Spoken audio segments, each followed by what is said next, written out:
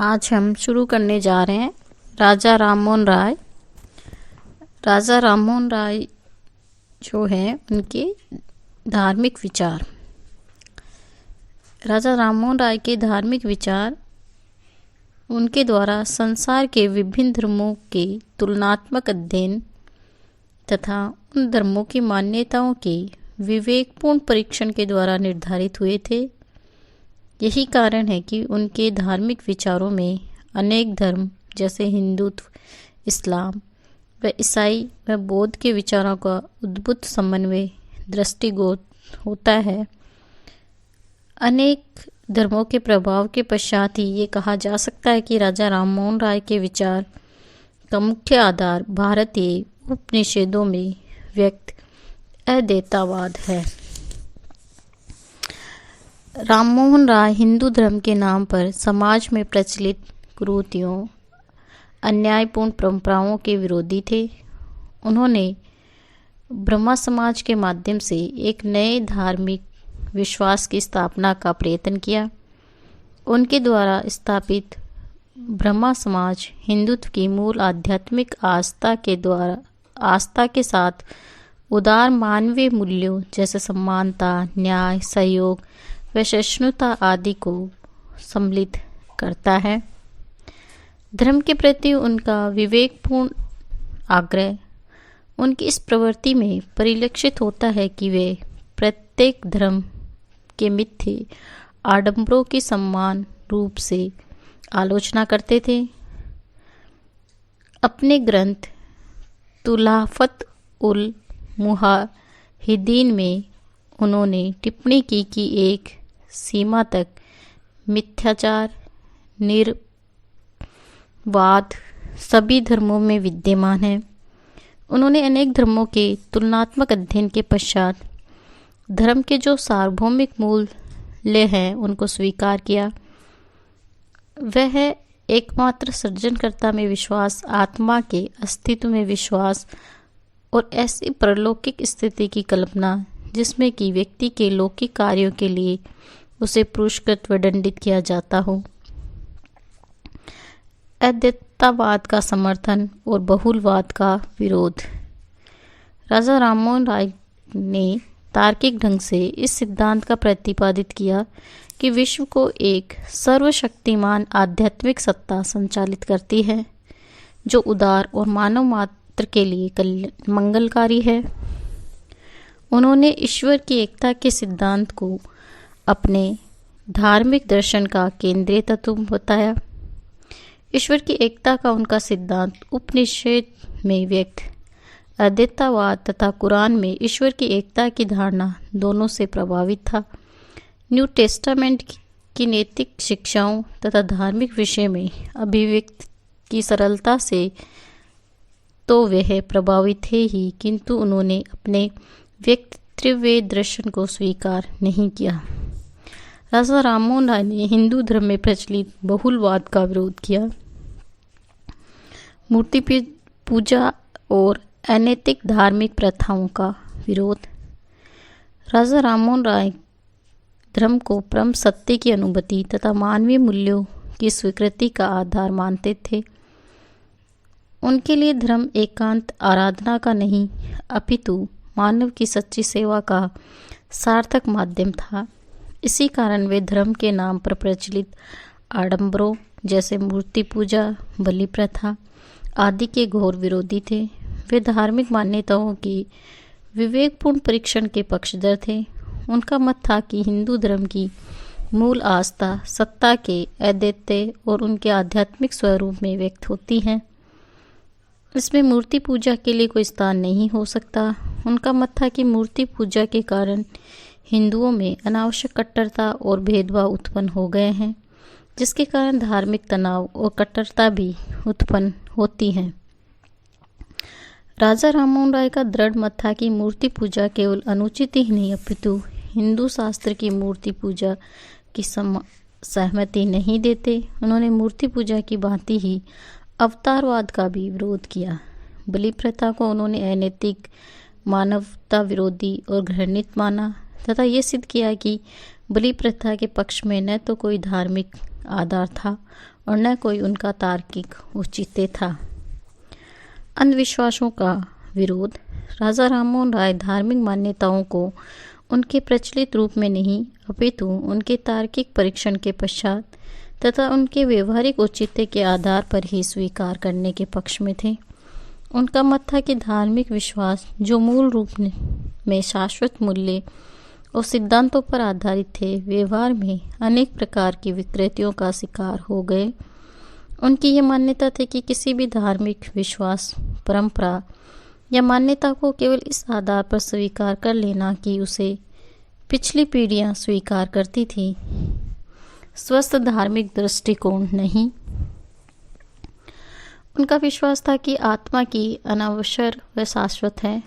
धर्म का मूल तत्व था आत्मा की साधना के मार्ग में विवेकहीन रूढ़ियों और अंधविश्वासों का पालन किसी भी प्रकार सहायक सिद्ध नहीं हो सकता। राजा राममोहन राय ने हिंदू धर्म में प्रचलित अनेक दोहरे मापदंडों के प्रचलन और पाखंडों पर तीखा प्रहार किया। उनका मत था कि ऐसे पाखंडों का प्रचलन ब्राह्मणों ने अपने स्वार्थों की पूर्ति के लिए किया। उन्होंने कहा, अनेक प्रबुद्ध ब्राह्मण मूर्ति पूजा की निरर्थकता और ईश्वर की आराधना की अन्य पवित्र पद्धतियों से भली भांति परिचित थे, किंतु धार्मिक रीतियों, आयोजनों और मूर्ति पूजा से जुड़े हुए पर्वों में उन्होंने अपना हित, सुविधा और सौभाग्य दृष्टिगत होता है और इसी कारण से वे धर्म शाश्वत के अपने ज्ञान को जन सामान्य से छिपा कर रखते हुए अपनी पूरी शक्ति से निरर्थक परंपराओं और आडंबरों को प्रोत्साहन और प्रचलित करते हैं। शाश्वत मानवतावाद और धार्मिक सहिष्णुता का समर्थन। धर्म राजा राममोहन राय के लिए व्यक्तियों को एक दूसरे से पृथक करने वाला नहीं अपितु जोड़ने वाला तत्व था, क्योंकि उनके अनुसार अतः सभी धर्म एक ही ईश्वर की संतान थे। उन्होंने धर्म के शाश्वत मानवीय पक्ष को सबसे अधिक महत्वपूर्ण माना और ये स्वीकार किया कि धर्म मानव के जीवन को सार्थक बनाने का माध्यम है।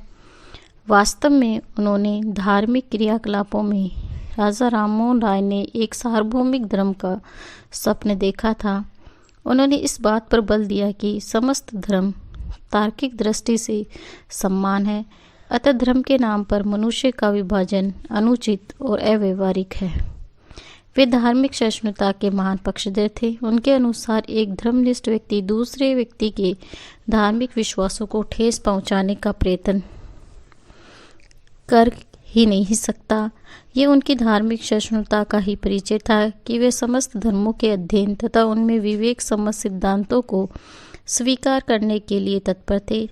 ये भी उनकी धार्मिक सहिष्णुता का ही एक पक्ष था कि वे ईसाई मिशनरियों द्वारा हिंदुओं के धर्म परिवर्तन के प्रयत्नों के समर्थक नहीं थे। उनकी मान्यता थी कि हिंदू धर्म का निर्वहन करते हुए भी ईसाईत्व अथवा अन्य किसी भी धर्म के श्रेष्ठ आदर्शों की प्रशंसा और उनका व्यवहार में पालन किया जाना संभव है। ऐसी स्थिति में धर्म परिवर्तन धार्मिक कट्टरता का ही प्रतीक माना जाता है। राजा राममोहन राय अपने जीवन में धार्मिक उदारता को इस सीमा तक ढाल सकते थे कि उनके विषय में यह अनुमान करना कठिन था कि वास्तव में किस धर्म के अनुयायी थे। इंग्लैंड जाते समय उन्होंने अपने एक मित्र से ये परिभाषपूर्ण टिप्पणी की थी कि उनकी मृत्यु के पश्चात हिंदू, मुस्लिम और ईसाई तीनों समुदाय उनके मृत शरीर पर अपना दावा करेंगे। वस्तुतः धार्मिक विषयों में उन्होंने अपने व्यक्तित्व को सार्वभौम बना लिया और धर्म के विषय में विभिन्न संप्रदाय के संकीर्ण विश्वासों से ऊपर उठ सके। हिंदुत्व की कुछ मूलभूत आस्थाओं में अपना विश्वास प्रकट किया, किंतु उन्होंने हिंदुत्व की अनेक मान्यताओं को नकार भी दिया। इस प्रकार ईसाई और इस्लाम की भी अनेक बातों को उन्होंने अस्वीकार कर दिया। राजा राममोहन राय के सामाजिक विचार। राजा राममोहन राय भारत में सामाजिक सुधार के अग्रदूत थे। उनकी आध्यात्मिक आस्था तथा उदार मानवीय मूल्यों के प्रति उनकी निष्ठा से उन्होंने इस बात के लिए झंझोर दिया कि भारतीय समाज में धर्म, परंपरा, विश्वास के नाम पर सदियों से चली आ रही कुरीतियों के उन्मूलन के लिए साहसपूर्ण संघर्ष करें। उन्होंने भारत में सामाजिक सुधार की आवश्यकता का केवल वैचारिक स्तर पर ही प्रतिपादित नहीं किया, अपितु परंपरागत हिंदुओं के गंभीर विरोध का सामना करते हुए समाज सुधार के लिए सक्रिय और संगठित प्रयास किए। उनके प्रयास का ही परिणाम था कि भारत में विशिष्ट हिंदू समाज में शताब्दियों से चली आ रही सामाजिक अन्याय के अनेक पक्षों का प्रचलन समाप्त करने के लिए राज्य को कदम उठाने पड़े। जाति प्रथा व सामाजिक असमानता का विरोध। राजा राममोहन राय ने भारत में प्रचलित जाति तथा जातियों के आधार पर ऊंच नीच के भेदभाव का घोर विरोध किया। उनके अनुसार जाति प्रथा का कोई धार्मिक आधार नहीं था। वे जाति प्रथा को हिंदू जाति का कलंक मानते थे। जाति प्रथा की समाप्ति के लिए उन्होंने अंतरजातीय विवाह का समर्थन किया। सती प्रथा का विरोध और विधवाओं के पुनः विवाह का समर्थन। राजा राममोहन राय ने यह पाया कि सामाजिक व्यवस्था में व्याप्त हो गए अन्याय का सामना महिलाओं को हर स्तर पर करना पड़ता था। उन्हें अशिक्षा और निरक्षर रखा जाता था। वह संपत्ति के अधिकार से वंचित थी।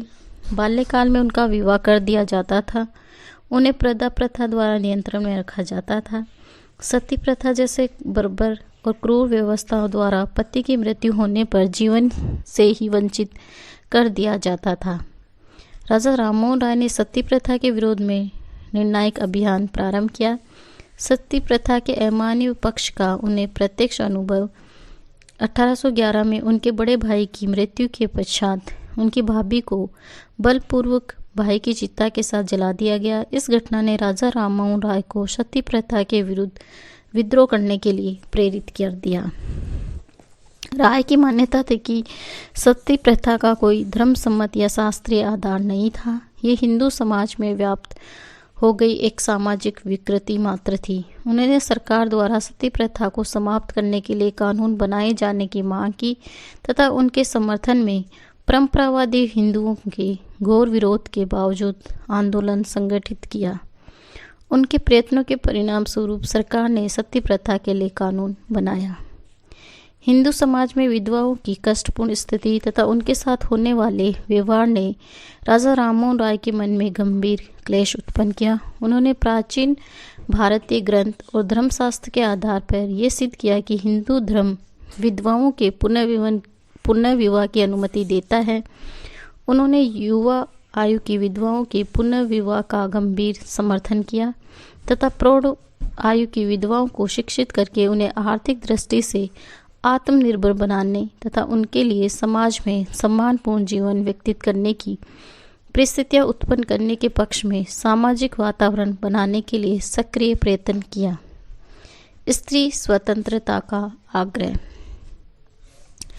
राजा राममोहन राय ने स्त्रियों को समाज में समानता का स्तर प्रदान करने के प्रबल पक्षधर थे। उन्होंने इस बात से गंभीर वेदना की भारतीय समाज में स्त्रियां कोई सार्थक भूमिका नहीं निभा रही थी और उन्हें पुरुषों के आधिपत्य के अधीन स्वतंत्रता का जीवन बिताने के लिए विवश कर दिया गया था। उनकी दृढ़ मान्यता थी कि स्त्रियों को समाज में समानतापूर्ण स्थान प्रदान किए बिना देश का विकास और समाज का उत्थान असंभव है। उन्होंने स्त्रियों के बौद्धिक और मानसिक क्षमताओं की दृष्टि से हीन समझने के दृष्टिकोण का प्रबल प्रतिवाद किया और तर्क तथा ऐतिहासिक तथ्यों के आधार पर सिद्ध किया कि विकास के अवसर प्राप्त होने पर स्त्री बौद्धिक, मानसिक और चारित्रिक क्षमताओं में पुरुष की अपेक्षा अधिक सक्षम और श्रेष्ठ हो सकती है। वे महिलाओं को पुरुषों के समान ही शिक्षा प्राप्त करने के अवसर दिए जाने के पक्ष में थे। उनकी मान्यता थी कि शिक्षा के अवसर प्राप्त करके महिला अपने व्यक्तित्व का विकास कर सकेगी। उनका सपना था कि भारतीय स्त्रियों को लीलावती, गार्गी आदि के समान विदुषी बनने के अवसर प्राप्त हो। उन्होंने स्पष्ट किया कि सुशिक्षित और उन्नत व्यक्तित्व वाली महिला स्वयं तो समाज में उपयोगी भूमिका निभा ही सकती है, पुरुष जाति भी उनकी प्रेरणा प्राप्त कर सकता है। उन्होंने कालिदास की पत्नी विद्योत्तमा का उदाहरण देकर यह सिद्ध किया कि कालिदास अपनी विदुषी पत्नी की विद्वता से तिरस्कृत होकर ही विद्वान और कीर्ति अर्जित करने के लिए प्रेरित हुए। राय ने स्त्रियों की दशा सुधारने के लिए हिंदू समाज में प्रचलित पुरुषों की बहुविवाह की पद्धति का घोर विरोध किया। पुरुषों के बहुविवाह को उन्होंने स्त्रियों के प्रति गंभीर सामाजिक अन्याय की संज्ञा दी और ऐसे कानूनी प्रावधान किए जाने की मांग की कि कोई भी पुरुष पहली पत्नी के जीवित रहते दूसरा विवाह नहीं कर सकता। राय हिंदू स्त्रियों को संपत्ति के उत्तराधिकार न दिए जाने को अन्यायपूर्ण मानते थे। उन्होंने हिंदू स्त्रियों को संपत्ति में उत्तराधिकार प्रदान करने के लिए सक्षम कानूनी उपाय करने की मांग की। Modern encroachment on ancient right of female according to the Hindu law of heritage, Hindu उत्तराधिकार विधि पर आधारित स्त्रियों के प्राचीन अधिकार का आधुनिक अतिक्रमण शीर्षक विद्वतापूर्ण लेख में उन्होंने प्राचीन भारतीय धर्मशास्त्र व साहित्यकारों नारद, विष्णु, बृहस्पति, व्यास, कौटिल्य के शास्त्रों के उदाहरण देकर यह सिद्ध किया कि प्राचीन भारत में विधि शास्त्र और धर्मशास्त्र में स्त्रियों को भी संपत्ति का उत्तराधिकार स्वीकार किया जाता था।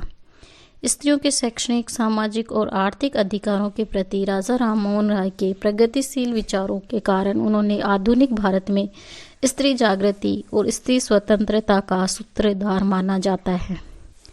रूढ़िवादी और संकीर्णता का विरोध। रूढ़िवादी और अंधविश्वास का विरोध राय के सामाजिक दर्शन का आधार था।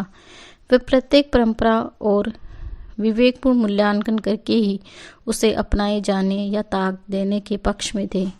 उन्हें स्पष्ट किया कि भारत में ऐसी अनेक परिपाटी प्रचलित थी जिसका आधुनिक समय में कोई तर्कसंगत या व्यवहारिक औचित्य नहीं। वे सामाजिक जीवन में संकीर्णताओं के घोर विरोधी थे। उनका मत था कि भारतीयों को दूसरी सामाजिक पद्धतियों से अच्छी बातें और श्रेष्ठ मूल्य ग्रहण करने में उदार और खुला दृष्टि को अपनाया जाना चाहिए। आज के लिए इतना ही। धन्यवाद।